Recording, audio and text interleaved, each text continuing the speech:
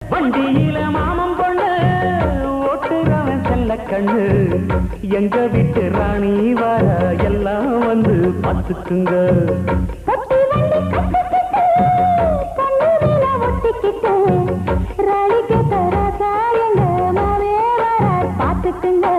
ஒட்டிக்க போற பொண்ணு ஒட்டிக்கிட்டா தப்பில்ல செல்ல கண்ணு. தப்புன்னு யாரு சொன்ன கண்ணன் விட்டு தாளத்தை போடு நல்லா. அட அப்படி போட்டுக்க ஆசைய பார்த்துக்கடு.